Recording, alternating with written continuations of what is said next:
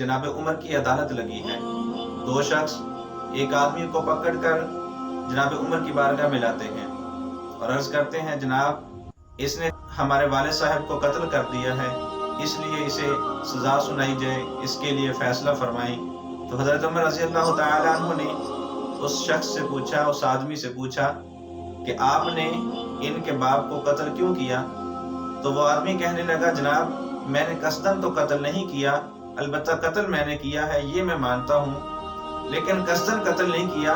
लेकिन वजह ये बनी कि मैं जो है मुसाफिर हूँ, मैं जा रहा था कि मेरे ऊँट ने इनके खेतों पर जो है वो मुंह मारा चारे के लिए, तो इसके बाप ने एक कंकर उठाया और जोर से मारा मेरे ऊँट को, तो उसकी जो है आँख निकल गई।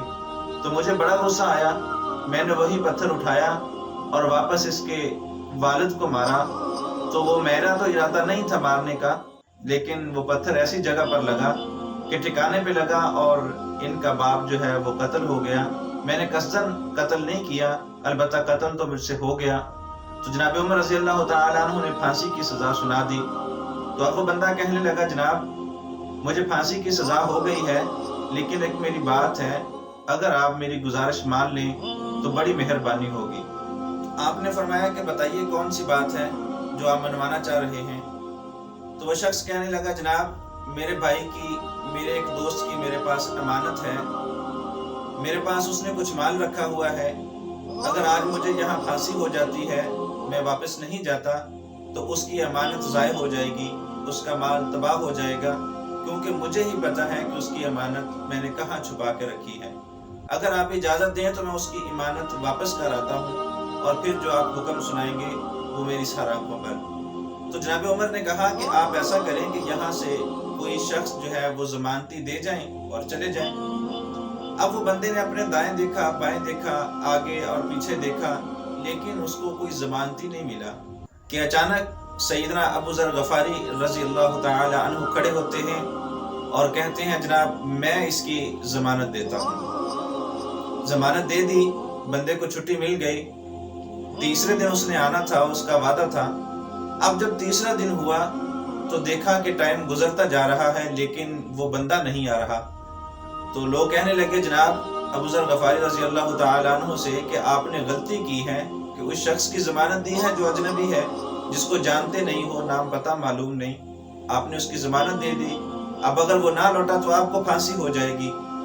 तो कहने लगे, जी अब तो जो है जमानत दे दी है, देखते हैं क्या बनता है। फिर अचानक क्या हुआ कि दूर से गुबार उड़ता हुआ नजर आया। जब सूरत वाज़ेह हुई तो वही शख्स था, जनाब उमर की बारगाह में हाजिर होकर कहता है, जनाब ताखीर हो गई, उसके लिए माजरत, लेकिन अब जो आपका फैसला है आप सुनाएं, मैं उसके लिए हाजिर हूँ। तो आपने जो फैसला था सुनाया, लेकिन कहा कि एक बात है।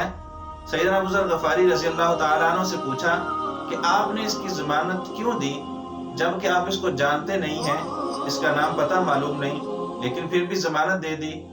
तो कहा, जनाब वाक़िअतन मैं इसको नहीं जानता, इसका नाम पता मुझे मालूम नहीं, लेकिन मैंने जो जमानत दी है वो इसलिए दी है कि कहीं ऐसा ना हो कि कल को कोई मुअर्रिख तारीख लिखते हुए ये कहे कि नबी के शहर में नबी के गुलामों के होते हुए एक अजनबी जमानत मांगता रहा, किसी ने जमानत न दी। जनाब उमर कहने लगे, ठीक है, चलो आपकी बात समझ में आई। उस अजनबी से कहा कि आप वापस क्यों आ गए मौत के मुंह में, जबकि आपका नाम पता किसी को मालूम नहीं, आप ना भी आते तो फांसी तो इनको होती, आप तो बच जाते, आप वापस क्यों आए? तो कहने लगा, जनाब मैं इसलिए वापस आया हूँ कि अगर आज मैं वापस ना आता तो क़यामत तक लोग अजनबियों पर भरोसा करना छोड़ देते। तो कहा, चलो ठीक है, लेकिन अब जो सजा सुनाई गई है उसके मुताबिक फांसी लगेगी। कि इतने में वो दोनों नौजवान भी खड़े हो जाते हैं और कहते हैं, जनाब ऐसा कैसे हो सकता है कि तारीख की कालिक हम अपने मुंह पर मान लें, हम भी अपने बाप के कत्ल को मुआफ करते हैं।